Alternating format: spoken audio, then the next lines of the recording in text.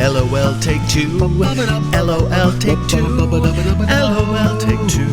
Now listen. It's moving, it's happening, I can feel the vibe. I stole that phrase from my friend Linda. I love it.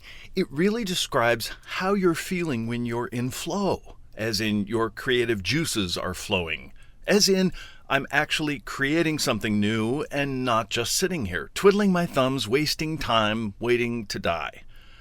When it's moving and happening, you lose track of time. Ideas come to you faster than you can write them down or compose them. It is an incredible feeling, and I highly recommend it. It's happy hour without the hangover. It's payday without punching a time clock. It's sex without small talk or having to shower first. There's no better feeling than being lost in something that you absolutely love, something which is uniquely yours. Best of all, it doesn't cost a dime, and you don't need anybody's permission to get it. Countless books have been written about flow, but what they don't tell you is how to get there. How do you get from a blank computer screen or white piece of paper, or pulling yourself away from a Facebook page of an unfriended person to feeling the vibe? That, dear listeners, is the hard part. Sports people talk about being in some kind of endorphin flow, and I suppose it's the same thing for we creative types, although dunking a ball into a basket involves the physical as well as the cerebral. I wouldn't know about that because, alas, I was not blessed with the gift of the balls. Wait, that doesn't sound right. Now, football, basketball, baseball. I'm just terrible at all of them, and always have been. There's a home movie of me on my second birthday as I wake up with sleepy eyes and open all my birthday presents, one of which is a football. I tear off the tissue paper, kind of stare at it like, what am I supposed to do with this thing? Toss it onto the floor and move on to my fabulous little blue outfit, which I lovingly hold up to the camera. I mean, I had my priorities straight at age 2. When I was 7, we were at some friends of my parents, and they made me hang with their 2 sons who were around my age. I had absolutely nothing in common with these boys, and they kept bringing up one sport after another. And finally, when they realized I didn't know what they were talking about, they said, "What sports do you like?" And I said, I don't. You don't like sports? What is wrong with you? Of course, to be fair, decades later, when I was in college, I wasn't much better. I had to take a prop building class as part of my theater major at the University of Minnesota. I had no interest in building props. First of all, I wasn't very good at that either. But more importantly, I was only concerned about being on stage, singing, making people laugh, getting the applause. But the instructor realized my lack of mechanical skills and gave me things to do like washing out paintbrushes and paper-macheing things with buckets of Elmer's glue. There was a girl named Katie who was in the class with me, and we had a ton of mutual friends who were in the theater program. Katie and I were just getting to know each other over paper-macheing, and I was telling her about some very glamorous theater something or other, but then stopped myself and said to her, "Oh, that's right, you don't do shows." The fact that Katie didn't throw her bucket of Elmer's glue in my face when I said that shows what a great person Katie was, and in spite of that unfortunate gaffe, is still a best friend all these decades later. Of course, she occasionally drops the, "Oh, you don't do shows" line on me, and frankly, I deserve it. Now I know how I should have answered those boys. I don't do sports, but you don't do shows.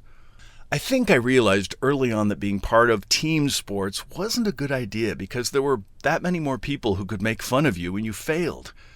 When I was in junior high school, I thought maybe tennis would be an option. It was just 2 or 3 other people playing, and it was a small ball you hit with a nice big racket. Plus, Farrah Fawcett and Jacqueline Smith played tennis on the show Charlie's Angels, which I was mad about. My mom enrolled me in tennis lessons at Lions Park, and I showed up in my adorable satin shorts, just like Sean Cassidy wore on the cover of Tiger Beat magazine with the headline, "Sean's 21 and better than ever."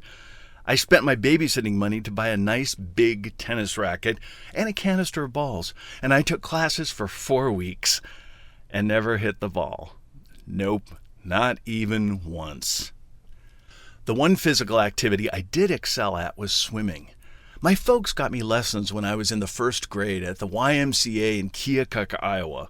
The pool was in the basement of this old 1800s building, and I still flash back to that building whenever I get a whiff of Tilex. One time we were having a free swim, and we heard yelling and screaming at the deep end of the pool. One of the kids was in trouble, and we watched in horror as our female instructor pulled his limp body out, and she yelled at us to go back into the locker room. Later, we stood outside the Y as they took the kid out on a gurney to an ambulance. He had come to and was looking at us all like, what just happened? But it stuck with me and was a reminder to be the best swimmer I could be, lest I ever get in trouble. Later in Urbandale, Iowa, I took more swimming lessons from our neighbors, the Manas, whose kids were certified instructors. In their backyard, they had a sign that read, "We don't swim in your toilet, so don't pee in our pool." Unfortunately, I remember countless kids peeing in their pool, me included. But I did up my swimming game by learning bilateral breathing, diving off a board, and during free swim, tying my legs together and pretending to be a mermaid. In 2001, Bill and I visited Cape Cod for the first time. We arrived in Provincetown on a hopping Saturday night in July, and I felt like I had died and gone to gay Disneyland. Yes, I know that statement is redundant. P-Town was everything the Magic Kingdom was. A gorgeous main street, rides, evil queens, and a ferry or two. Several years later, my mom began renting a house on Cape Cod Bay the week after Labor Day, when prices dropped by a third. The Saturday after Labor Day was also the day they had this annual charity event called the Swim for Life. They took swimmers out to the Long Point Lighthouse, which was at the tip of Cape Cod. The swimmers then swam 1.4 miles back across the bay to the Boat Slip Hotel in Provincetown, where there were people cheerleading on shore, a band playing, and all kinds of food and excitement when they arrived. My brother and I started joining Mom in Cape Cod, and all three of us would attend the swim and join the other cheerleaders at the finish line. Now, my mother can work a room like nobody's business.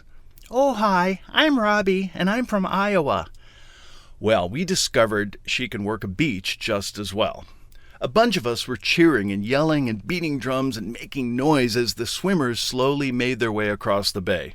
Within a half hour, Mom personally knew everybody on the beach cheering, including a rather tall cheerleader with red hair, wearing Sophia Petrillo from Golden Girls glasses and a fancy Joan Collins from Dynasty embroidered jacket. "Oh, hi, I'm Robbie, and I'm from Iowa." "I'm Estelle, and I'm from Boston."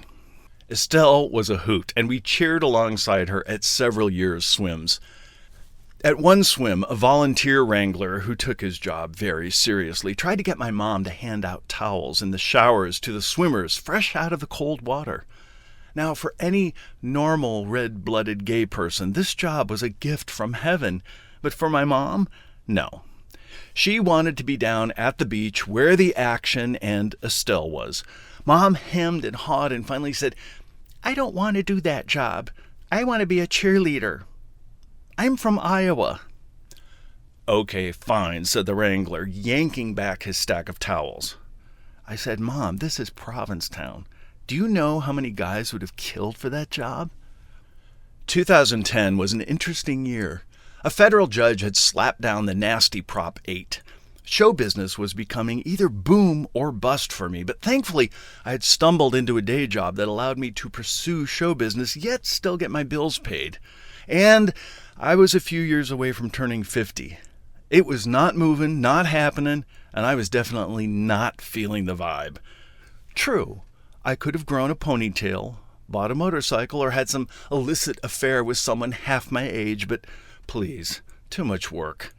Instead, I opted to train for the 2010 Swim for Life that September. We don't have a pool at my house in California, so I was relegated to practicing in the 4-lane pool at my gym and sharing lanes with seniors in shower caps flailing all over the place. I also bought a pass for the Van Nuys swimming pool and would hit free swim Saturdays. Well, half the pool was for lap swimming. The deep end was being used by a girls' synchronized swimming team with the music being pumped in underwater. I must admit that swimming to Cyndi Lauper singing "Girls Just Want to Have Fun" helped me get through many miles in that pool. The summer before the swim, I reached my training goal of 2 miles in the pool 3 times a week and raised $2,650 for the swim's charities. I even started having the smallest flashes of it's moving, it's happening. I can feel the vibe. I wrote one of my first comedic essays about my preparation for the swim, and it was published in the Provincetown Banner on August 12th. In it, I mentioned my impetus for doing the swim was having seen a photo of myself shirtless and was horrified that I was careening down the road into man-boob territory. Finally, it was September, the Saturday after Labor Day, and it was showtime. Bill had joined us in Cape Cod, and my friend Gwen and her two friends showed up to cheer me on wearing matching Team Tony cheerleading outfits. The day of the swim, I suddenly panicked. What was I thinking? I don't swim in the ocean. I swim in pee-filled pools. Okay, take a breath, Tony. You've been training for the last 4 months. I checked in for the swim and got my swimming cap with my number on it, number 287. I said goodbye to my loved ones and got crammed into one of the boats that was shuttling people out to the lighthouse. It was only 68 degrees, but a gorgeous and clear, albeit windy day. From the lighthouse, I could see the boat slip way off in the distance. That 1.5 miles suddenly looked so far away, and I got scared. I remembered the kid at the Y being rescued from drowning. While cheerleading during previous swims, we had seen them rescue swimmers from Cape Cod Bay, and not just the old or infirm, but ones who looked like they had trained and were in good shape. Swimmers like me. A whistle blew, and somebody on a bullhorn said the swim was on. All 405 of us swimmers, from ages 8 to 86, men, women, people leaving their wheelchairs, and a dog named Spot, started into the water, which was a very chilly 64 degrees. Holy crap, it was cold when it hit your privates. There was now no turning back. The wind had picked up, and suddenly the sea was choppy. I dove in and started swimming toward land, which was now a speck on the horizon. Had I trained enough? Would my junk ever come back from all this shrinkage? What in the hell had I got myself into? LOL take two. LOL take two. LOL take two. Be continued.